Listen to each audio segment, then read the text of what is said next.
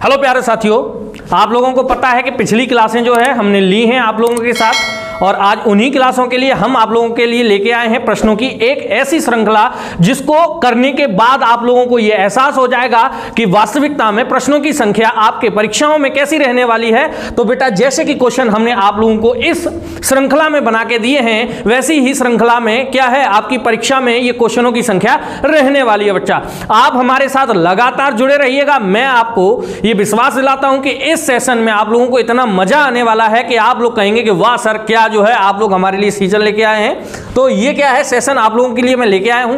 Basically मैं शेखर यादव आप लोगों का हार्दिक स्वागत अभिनंदन वंदन करता हूं। आप लोग अच्छे होंगे, ठीक है, और आपकी पढ़ाई कैसी चल रही होगी? एकदम बहुत ही जबरदस्त चल रही होगी। आइए बेटा बिना टाइम गवाए हम लोग जो है वो आते हैं अपने टॉपिक पर, और पहला क्वेश्चन जो है वो हमारा शुरू होता है किससे बेटा? देखिए आप लोगों को जो मैंने पढ़ाया है बेसिकली, तो आप लोगों को पता होगा कि मैंने आप लोगों को इतिहास पढ़ाया था बेटा। क्या पढ़ाया था? इतिहास पढ़ाया था। और इस इतिहास में हमने आपसे इतिहास का परिचय, मानव जीवन, इसके अलावा हमने जो है इतिहास के विभाजन तथा पाषाण काल को अच्छे से पढ़ा था। आज इन्हीं चारों जो हमारी सूचियां हैं, इन्हीं से हम क्या लेके आए हैं? क्वेश्चनों की श्रृंखला लेके आए हैं। देखिए बेटा आप लोगों को इतना मजा आने वाला है, मैं आपसे रियलिटी के साथ कह रहा हूं, वादे के साथ कह रहा हूं। अगर क्लास अच्छी ना लगे तो अनलाइक जरूर कर दीजिएगा, क्योंकि ये मैं अपने विश्वास पर आपको बोल रहा हूं। तो देखिएगा बेटा पहला जो क्वेश्चन आप लोगों के सामने है वो ये है कि गेहूं और जौ की फसलों के संदर्भ में निम्नलिखित कथनों पर विचार कीजिए। ये आपका क्वेश्चन है, और जिसमें आपसे कहा गया है कि मनुष्य द्वारा सर्वप्रथम इन्हीं फसलों को उपजाने की शुरुआत की गई थी। ठीक है बेटा, क्या हुआ था कि आपको ये कह रहा है कि मनुष्यों के द्वारा सबसे पहले गेहूं और जौ की फसलें ही उपजाई गई हैं। इन फसलों को उपजाने का क्षेत्र हिमाचल और विंध्य की पहाड़ी हुआ करता था। देखिए बेटा आप लोगों को याद होगा, जिसने भी मेरी पुरानी क्लासें ली हैं वो जरूर इस प्रश्न का आंसर कर पाएगा बेटा। और मैं दावे के साथ कहता हूं कि जितनी भी क्लासेस मैंने ली हैं, सभी अगर किसी भी स्टूडेंट ने ईमानदारी के साथ ली हैं तो इस श्रृंखला के 90 से 95% क्वेश्चन को वो बिना किसी डर से सॉल्व कर लेगा। देखिए बेटा आप लोगों को मैंने बताया था कि आपका एक स्थान था जिसको हम कहते हैं मेहरगढ़, ठीक है। यहां से आप लोगों को क्या मिला है बेटा? सर्वप्रथम, यानी कि प्रथम कृषि प्रमाण अगर आपको बताया जाए तो आपको कहां से मिले हैं बेटा? तो आपको मेहरगढ़ से मिले हैं। तो ये आपका ऑप्शन नंबर 1 बिल्कुल सही होता है, क्योंकि यहां पर आपको गेहूं और जौ के क्या मिले थे? प्रमाण मिले थे बेटा। इसके अलावा अगर बात की जाए कि हिमाचल और विंध्य की जो पर्वतमाला है, यहां से कोई साक्ष्य मिला था बेटा, तो ऐसा कोई भी साक्ष्य हम लोगों को देखने को नहीं मिला था। आइए हम अपने ऑप्शन पढ़ते हैं। तो आपके ये ऑप्शन रहे हैं केवल 1, केवल 2, 1 या 2 दोनों, या फिर 1 न तो 2। तो आप लोगों को पता है कि आपका ऑप्शन नंबर 1 सही है, अर्थात केवल 1 आपका ऑप्शन नंबर सही होगा। प्यारे बच्चों आपको समझ में आया होगा किस तरीके से मैंने इस क्वेश्चन का आंसर किया है। ठीक है बेटा, आप लोगों को आगे मैं बताता हूं। तो देखिएगा आप लोगों को दूसरा क्वेश्चन जो है वो यहां पर मिलने वाला है। ठीक है बेटा, तो आप लोग जरा इस क्वेश्चन को देखिएगा। देखिए बेटा इसमें दूसरा क्वेश्चन कहा गया है, आप लोगों के सामने जो है वो क्या दे रखा है तो आप लोगों को पता होगा बेटा। तो ये क्वेश्चन आप लोगों के सामने आया है इस तरीके से कि भारतीय उपमहाद्वीप, यानी कि जिसको हम क्या कहते हैं, भारत पाकिस्तान वाला जो क्षेत्र है बेटा, उसको हम क्या कहते हैं? भारतीय उपमहाद्वीप कहते हैं। इसके संदर्भ में कुछ जो है कथन हमें बताए गए। क्या क्या है? तो पहला कथन कहा जाता है कि आरंभिक नगरों का विकास सिंधु तथा उसकी सहायक नदियों के किनारे हुआ है। बिल्कुल सही बात है। आप लोगों को हमने बताया था कि आरंभिक जो नगर थे, यानी कि आरंभिक नगर जो हैं, इनका विकास आप लोगों को पता होगा कि कहां पर हुआ था। देखिए बेटा आप लोगों को पता है कि आरंभिक नगरों में आपका जो आता है वो सिंधु घाटी की सभ्यता आती है, क्योंकि पहली नगरीय सभ्यता वही थी। ठीक है, तो ये क्वेश्चन वहीं से लिया गया है। इसके अलावा इसका ऑप्शन दूसरा जो है वो क्या कहता है? गंगा व इसकी सहायक नदियों के किनारे नगरों का विकास लगभग 5000 वर्ष पूर्व माना जाता है। क्या आपको लगता है कि यह सही है? देखिए बेटा पहला आपका ऑप्शन क्या है? बिल्कुल सही है। और दूसरा कैसा है बेटा? तो ये गलत है, चूंकि क्या है कि गंगा की जो सहायक नदियां हैं या गंगा है वहां पर 2500 ईसा पूर्व, यानी कि 2500 वर्ष पूर्व आपका क्या हुआ है, नगरीय विकास हुआ है बेटा। कितने टाइम पहले, तो 2500 वर्ष पूर्व जो है वो क्या हुआ है, नगरीय विकास हुआ है, ना कि 5000 वर्ष पूर्व। तो आपका ऑप्शन क्या सही होगा बेटा, केवल एक। समझ में आया बच्चों? आप लोगों को बहुत मजा आएगा, बस हमारे साथ जो है धैर्य के साथ आप लोग बने रहिएगा। मैं आपको ये विश्वास दिलाता हूं कि एक भी क्वेश्चन जो है वो ऐसा नहीं होगा जो कि आपकी समझ से बाहर चला जाए। सॉरी बेटा। अब बात आती है कि हमारे देश, देखिए आप लोगों को भी पता है हमारा जो देश है अभी इस समय रिसेंट में हमारे देश का नाम जो है वो चर्चा में रहा है, क्योंकि इंडिया और भारत के नाम को लेकर तमाम तरीके की क्या चल रही थी, विचारधाराएं चल रही थी, जो कि राजनीतिक पार्टियों की देन थी। हमें उससे कोई लेना देना नहीं है, हमें मतलब किससे है, अपने क्वेश्चन से और सिलेक्शन से।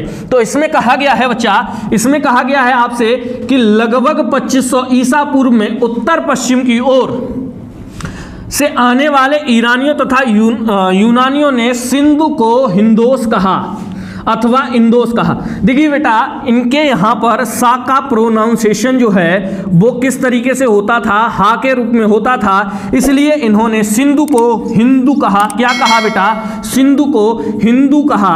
आप लोगों को पता होगा कि हमारे देश की ये जो है वो प्रमुख नदी रही थी उस समय, तो इसको क्या कहा, हिंदू कहा। और हिंदू या हिंदोस या इंडोस इसको नाम दिया गया, इंडोस, जिससे हमारे देश का नाम क्या पड़ा बेटा, इंडिया कहा गया। इसके अलावा इन्होंने दूसरा ऑप्शन दिया है कि भारत के नाम का प्रयोग उत्तर पश्चिम, यानी कि जो आपका कश्मीर वाला क्षेत्र है, उत्तर पश्चिम में रहने वाले लोगों के एक समूह के लिए किया जाता था। इस समूह का उल्लेख संस्कृत भाषा की आरंभिक कृति ऋग्वेद में किया गया है। किसमें किया गया है, ऋग्वेद में मिलता है। ये बात बिल्कुल सही है बच्चा। ऋग्वेद से क्या है, आपको भारत के नाम का वर्णन मिलता है, जिससे बताया जाता है कि हमारे देश का नाम क्या पड़ा है, तो हमारे देश का नाम भारत पड़ा है। तो ये क्या है बेटा, दोनों के दोनों ऑप्शन आपके कैसे हो चुके हैं, सही हो चुके हैं। और आई होप कि आप लोगों को क्या है, यानी कि इसका ऑप्शन क्या सही होगा, तो ऑप्शन सी 1 और 2 दोनों सही होगा। मुझे ये विश्वास है कि आप लोगों को भी क्या है, ये क्वेश्चन के आंसर जो है वो आ रहे हैं। और मैं ये दावा देता हूं कि जिस बच्चे ने मेरी पूरी क्लास की हैं उनको ये क्वेश्चन जो है वो जरूर क्या है, समझ में आ रहे होंगे और वो इनके आंसर भी कर पा रहे होंगे। देखिए बेटा, मैं आपसे एक बात कहूंगा, जितने लोग ये वीडियो देख रहे हैं, ईमानदारी से अपने इस बड़े भाई की बात को मानते हुए एक बात हमें जरूर ईमानदारी से बताइएगा कि इस श्रृंखला के कितने क्वेश्चन का आंसर आप लोगों ने सही किया। वो कमेंट बॉक्स में जरूर कीजिएगा कि जितने क्वेश्चन इस श्रृंखला में हैं उसमें से कितने क्वेश्चन का आंसर आप लोगों ने सही किया। ठीक है बेटा, तो इसके बाद जो अगला क्वेश्चन आपका आता है हमारे सामने, तो ये अगला क्वेश्चन क्या है, पांडुलिपि। ठीक है, अब सबसे बड़ा क्वेश्चन ये उठता है कि भैया आपने पांडुलिपि के बारे में तो बताया ही नहीं, पांडुलिपि क्या होती है। तो मैं आपको बता दूं बेटा कि ये विशेष प्रकार की क्या होती है, एक पत्र, यानी कि आज के समय में जैसे हम लोग नोट पर लिखते हैं, नोट्स होता है, कॉपी होती है, पेज होता है, लेकिन उस समय ऐसा नहीं था। उस समय क्या था, तो देखिएगा कि अतीत में हाथ से लिखी हुई पुस्तकें पांडुलिपि कहलाती थी। बिल्कुल सही बात है, क्या कहलाती थी, पांडुलिपि कहलाती थी। अंग्रेजी में पांडुलिपि को मैन्यूस्क्रिप्ट का मतलब होता है बेटा हाथ से लिखने या हाथ से लिखा हुआ। कैसा, हाथ से लिखा हुआ इसका अर्थ होता है। ठीक है, मैन्यूस्क्रिप्ट शब्द का प्रयोग जो कि लैटिन भाषा के शब्द मेन्यू, जिसका अर्थ क्या है, हाथ से निकलता है। ठीक है, तो मैन्यूस्क्रिप्ट क्या हुआ बेटा, हाथ से लिखा हुआ। इसके अलावा सी ऑप्शन जो है वो क्या कहता है, पांडुलिपियां ताड़ के पत्तों को काटकर अथवा हिमालय क्षेत्र, ये विशेष रूप से कहां पर पाया जाता है बेटा, तो हिमालय में पाया जाता था, उगने वाला भुर्ज नामक पेड़ होता है, जिसकी छाल को विशेष तरीके से क्या किया जाता था, भोजपत्र पर लिखी जाती। देखिए क्या होता है, एक जो है वो पेड़ होता है जिसका नाम होता है भुर्ज, जो बेसिकली आपका जम्मू कश्मीर में पाया जाता है। इसकी जो छाल यानी कि जो बकली होती है, इसको उपाट कर क्या किया जाता है, इसको पानी में गर्म किया जाता है, जिससे कि नरम हो जाता है और बाद में इस पर लिखावट की जाती है। ठीक है बेटा, समझ में आया। इसके अलावा जो इसमें डी ऑप्शन दिया है, पांडुलिपियां केवल मंदिरों। देखिए आज मैं आपको एक बात बता दूं जीएस के लिए सबसे अच्छी बात मैं आपको बता रहा हूं, जब भी किसी भी ऑप्शन में आपको सिर्फ या फिर केवल या ओनली जैसे शब्द मिले तो आप सीधे से अपने दिमाग में ये समझ लीजिए कि ये ऑप्शन बिल्कुल क्या है, गलत है। तो पांडुलिपियां केवल मंदिरों और बिहारों में प्राप्त नहीं हुई हैं, ठीक है, ये क्या कहते हैं, पांडुलिपियां केवल मंदिरों और बिहारों से प्राप्त होती हैं जो कि केवल संस्कृत भाषा में लिखी गई थी। तो ऐसा नहीं है बेटा, ये कई और जगह से भी क्या है, प्राप्त हुई हैं, ठीक है, ये मंदिरों और बिहारों में नहीं। अब कुछ लोगों का ये मानना होगा भैया मंदिर तो हम जानते हैं, बिहार नहीं जानते। तो देखिए बेटा, बौद्ध धर्म जो है वो आप जानते हैं, उस धर्म में जो मंदिर होता है यानी कि अपना मंदिर होता है, हम लोग हिंदू धर्म के लोग मानते हैं, वैसे ही जो बौद्ध धर्म को अपनाते हैं वो उस मंदिर का नाम क्या कर देते हैं, बिहार कर देते हैं, जहां पर बौद्ध की पूजा की जाती है। समझ में आ गया होगा आपको। चलते हैं, अब देखिए इसमें ऑप्शन कौन कौन से सही हैं, तो आप लोगों को इसमें क्या कहा गया है, कौन सा सही नहीं है, तो यही बेटा आपका डी ऑप्शन जो है वो क्या है, सही नहीं है। बाकी के तीनों कैसे हैं आपके, एकदम से सही हुए हैं। ठीक है, आगे हम चलते हैं कि अपना पांचवा जो क्वेश्चन है उसको हम देखते हैं कि पांचवा क्वेश्चन हमारा क्या कहता है। ठीक है, पांचवा क्वेश्चन जो कि हमारा इस प्रकार से है, देखिए, अभिलेखों के संदर्भ में निम्नलिखित कथनों पर हमें विचार करना है। ऐसे लेख जो केवल, देखिए अभी मैंने आपको बताया था, ध्यान रखिएगा, केवल आ गया यहां पर, यानी कि ये ऑप्शन कैसा हो जाएगा, गलत हो जाएगा। तो पढ़ते हैं पहले, ऐसे लेख जो केवल पत्थरों पर उत्कीर्ण किए जाते थे अभिलेख कहलाते हैं। नहीं बेटा, ऐसा नहीं है। अब इसके अलावा दूसरा ऑप्शन क्या कहता है, कभी कभी शासक अथवा अन्य लोग अपने आदेशों, किसके लिए, तो इनका प्रयोग आदेशों को इस तरह उत्कीर्ण करवाते थे ताकि लोग इन्हें देख व पढ़ सकें अथवा उनका पालन कर सकें। तो ये ऑप्शन आपका जो बी है इसमें पूछा गया है, सही है। ठीक है, तो इसमें केवल आपका बी ऑप्शन यानी कि केवल 2 सही है और एक ऐसा हो जाएगा बच्चा, तो ए आपका गलत हो जाएगा, क्योंकि इसमें केवल, देखिए आपके जो अभिलेख होते हैं बेटा वो आपके पत्थरों पर, ठीक है, आपकी धातुओं पर, ठीक है, तमाम तरीकों की चीजों पर क्या होते हैं, ये उत्कीर्ण करवाए जाते हैं, जिनको हम एक तरीके का आदेश पत्र या फिर अपने राजा का सहयोग पत्र समझते हैं। आगे हम चलते हैं नेक्स्ट क्वेश्चन, यानी कि हमारा छठवां क्वेश्चन किस प्रकार से है आप लोगों के सामने, तो जरा देखिएगा बेटा। तो ये हमारा क्या है, छठवां क्वेश्चन आप लोगों के सामने। इसमें क्या कहा गया है बेटा, तो इसमें कहा गया अभिलेखों के संदर्भ में निम्नलिखित कथनों पर, ये क्वेश्चन जो है वो थोड़ा गलत टाइप हो गया है बेटा। तो मैं आपको बता दूं कि बेसिकली इस क्वेश्चन में क्या होगा, ये क्वेश्चन जो है वो कैसा हो गया है, गलत टाइप हो गया है। इनसे जो हमारे टाइपिस्ट हैं इन्होंने ये गलत कर दिया, हालांकि अभी मैं इसको छोड़ता हूं। ठीक है, आगे के क्वेश्चन पर देखता हूं कि आगे क्वेश्चन हमारा क्या है। ठीक है बेटा, तो आगे हमारा जो 7वां प्रश्न है वो इस प्रकार से है, देखिए, मध्य पाषाण काल में जलवायु परिवर्तन से आए नए बदलाव किससे बेटा, यहां पर समझिएगा मुख्य थीम क्या है, जलवायु परिवर्तन से, किसमें, मध्य पाषाण काल में आए बदलावों के संदर्भ में निम्नलिखित कथनों पर विचार करना है। इसमें पहला ऑप्शन आपको दिया गया है बेटा, क्या है, बदलावों से तापमान में वृद्धि हुई और घास के मैदान विकसित हुए। ये बात बिल्कुल क्या है, सत्य है, यानी कि ऑप्शन ए आपका सही हो गया। इसी काल में मछली के भोजन को, ठीक है, मतलब मछली जो है वो भोजन का महत्वपूर्ण स्रोत बनी, सही है। इसके अलावा गेहूं, जौ और धान जैसे अनाज प्राकृतिक रूप से उगने लगे। ठीक है, कैसे उगने लगे, प्राकृतिक रूप से उगने लगे, यानी कि इनकी उपज जो है, अब आप लोग यहां पर ये सेंस मत लगा लीजिएगा कि अपने आप उगने लगे। ठीक है, अब तो इनकी क्या है, उपज आरंभ हो चुकी थी लगभग, अगर ये समझा जाए तो मध्य पाषाण काल में, ठीक है, इनकी क्या हो चुकी थी, लगभग जो है कृषि, अगर हमसे बात की जाए, सॉरी मध्य पाषाण काल में नहीं, मतलब जो है वो आपकी नव पाषाण काल से क्या है, कृषि का आरंभ समझा जाता है। अर्थात ये जो आपका आंसर है वो कैसा हो जाएगा, गलत हो जाएगा।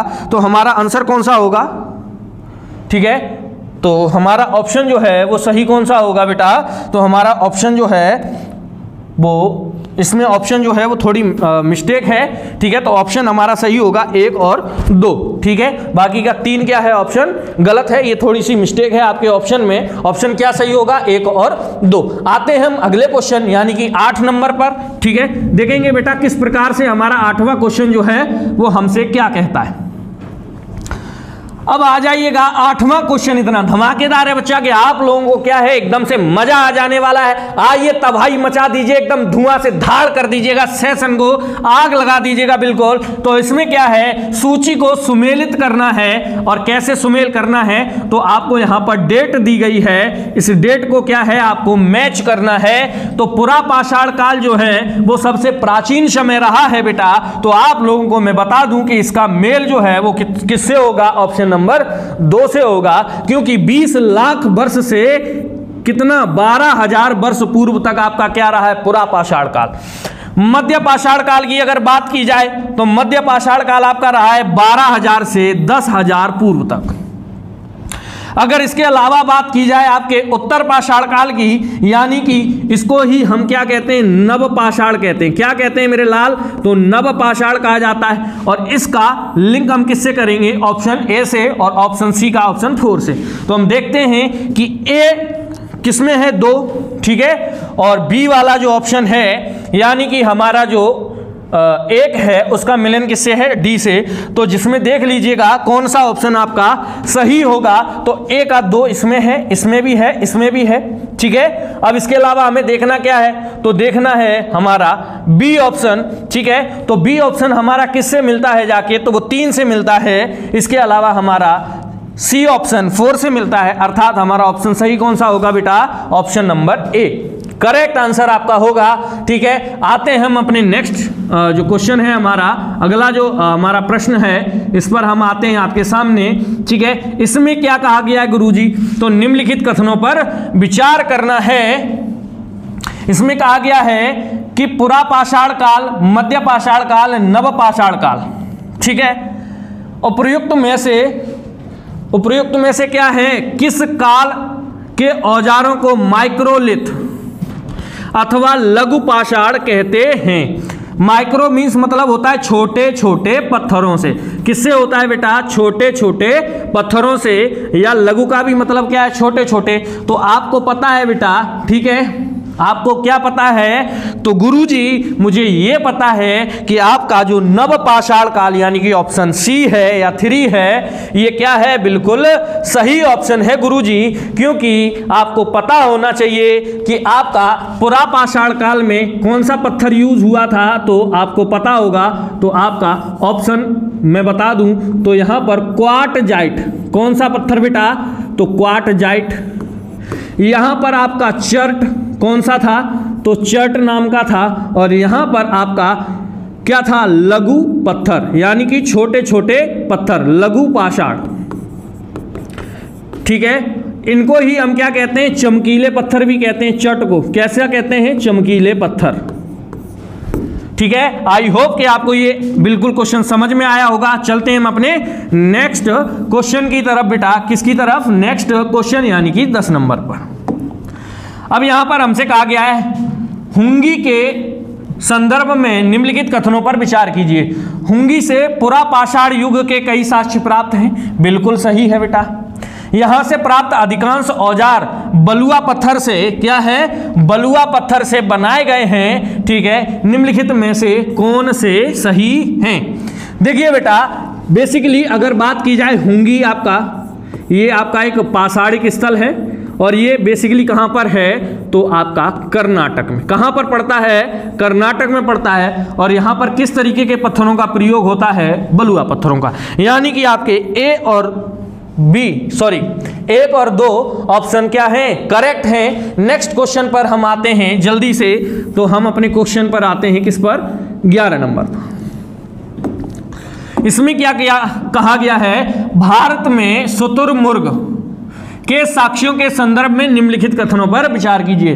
बेटा मुझे इतना पता है कि आपने ये क्वेश्चन पहले कभी नहीं पढ़ा होगा, लेकिन आपको एक बात और बता दूं, ये भी क्या है, कई परीक्षाओं में पूछा गया है। और जितने क्वेश्चन मैंने आपको कराए हैं वो कहीं ना कहीं किसी न किसी परीक्षा में पूछे गए हैं। आप भी तैयार होइएगा। देखिए आपको मैं बता दूं, भले ही क्वेश्चन नंबर 11 चल रहा है, लेकिन इनके ऑप्शन जो है वो खुद में एक क्वेश्चन है, इसलिए इनको अच्छे से देखिएगा और समझने का प्रयास कीजिएगा ताकि आपसे कोई भी गलती ना हो।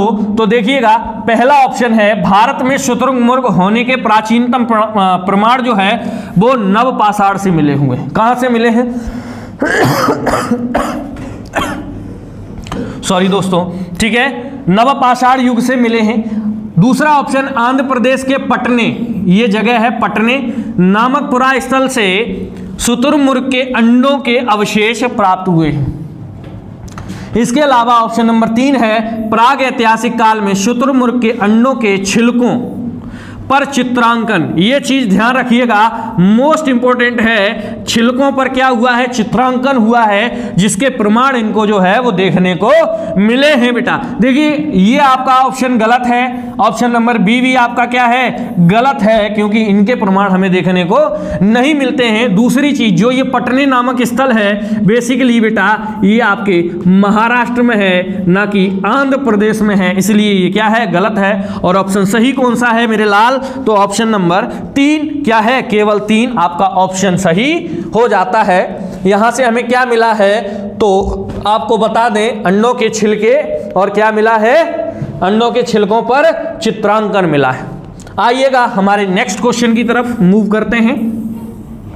Question number 12। देखिए बेटा, अगर आप लोग हमारे साथ रुके रहेंगे तो मुझे विश्वास है कि आप बहुत कुछ यहां से लेके जाएंगे, और ये भी यकीन दिलाते हैं कि कोई भी क्वेश्चन भविष्य में आपका इस तरीके से गलत नहीं होगा। देखिए, बहुत ही इजी क्वेश्चन आया है। निम्नलिखित में से सबसे पहले किस जंगली जानवर को पशु या पालतू बनाया गया? आप लोगों को पता होगा मेरे बच्चे, तो सबसे पहले मध्य पाषाण काल में पालतू बनाया गया कुत्ते को। किसे बनाया गया? कुत्ते को।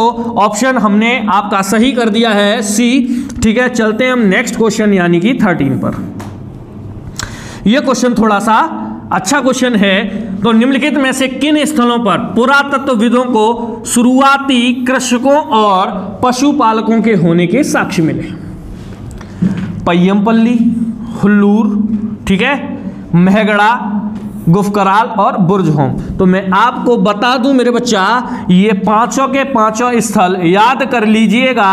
पांचों के पांचों स्थल ऐसे हैं जहां से हमें कृषि और पशुपालन के क्या है बेटा? पशुपालन के प्रमाण देखने को मिलते हैं। यानी कि ऑप्शन 1, 2, 3, 4, 5 क्या हो जाएगा?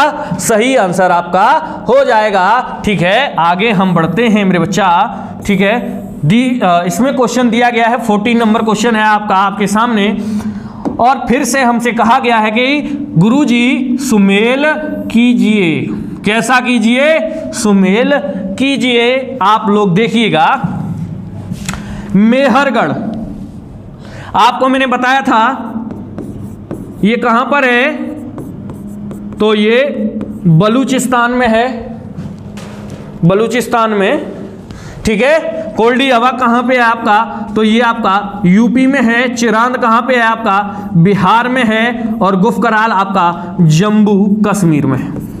इस गुफकराल को कुमार की गुफा भी कहा जाता है मेरे बच्चा। क्या कहा जाता है? कुमार की गुफा। ये क्वेश्चन भी कई बार आपका एग्जाम में पूछा गया है बेटा, बहुत इंपॉर्टेंट है। अब हम इनको मिला लेते हैं। ठीक है, मेहरगढ़ कहां पे है? बलूचिस्तान या फिर पाकिस्तान। ठीक है, ये बिल्कुल सही है। तो आप देखिएगा, ऑप्शन ए है, इसकी मुलाकात हम कराते हैं किससे? 3 से। तो आपको पता होगा ऑप्शन नंबर बी ही एक ऐसा है जिसमें ए ऑप्शन 3 रखा गया है। ठीक है, ये जरूर आप याद रखिएगा कौन सी जगह कहां पर है। मेहरगढ़ बलूचिस्तान, कोल्डी हवा उत्तर प्रदेश, चिरांद जो है बिहार, और जम्मू कश्मीर में कौन सा है? गुफकराल या बुर्जहोम। आते हैं नेक्स्ट क्वेश्चन पर बेटा। तो नेक्स्ट क्वेश्चन में भी क्या है, हमसे पूछा गया है कि गुरुजी जो है इनका मेल कीजिएगा, वो सॉरी इन युग्मों पर विचार करें। मेहगढ़ा आपका उत्तर प्रदेश में है, सही है। बुर्जहोम आपका कश्मीर में है, बिल्कुल सही है। हुल्लूर आपका कहां पर है? तो मेरे बच्चा ये आंध्र प्रदेश में नहीं है। ये आपका कहां पर है? तो ये आपका कर्नाटक में है। कहां पर है? कर्नाटक में है। और पय्यमपल्ली आपका कहां पर है? तो ये वर्तमान तमिलनाडु में। कहां पर है बेटा? मेरे साथ एक बार बोलिएगा आप, कहां पर होगा?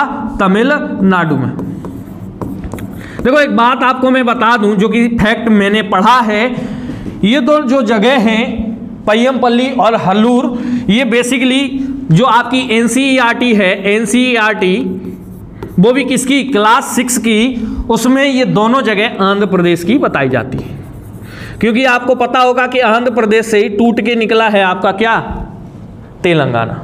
ठीक है, तो ये क्या हो चुका है, आपका राइट आंसर हो चुका है। तो आप लोग जो है आप यहां तक इसको समझिएगा। ठीक है, आशा करता हूं कि ये 15 क्वेश्चन की जो सीरीज है आपको बहुत ही प्यारी लगी होगी बेटा। यहां से आगे की सीरीज हम जो है आगे शूट करेंगे, आगे आपके सामने लेके आएंगे। ठीक है, एक बात बच्चा ध्यान रखिएगा, आपके कमेंट से हमें मोटिवेशन मिलता है, तो ये हम भी आशा करते हैं इतनी मेहनत करने के साथ साथ कि आप लोग क्या करें, कमेंट जरूर करें। देखिए जैसा भी लगे, अगर आप में मुझे कोई कमी लग रही है तो प्लीज कमी बताइएगा ताकि हम उसको अपना सुधार कर सकें, और अगर अच्छी लग रही है तो अच्छे तरीके से कमेंट कीजिए, लाइक कीजिए, सब्सक्राइब कीजिए और वीडियो को शेयर करना बिल्कुल मत भूलिएगा। ठीक है, क्या बिल्कुल मत भूलिएगा वीडियो को शेयर करना। मिलते हैं नेक्स्ट वीडियो में। जय हिंद दोस्तों।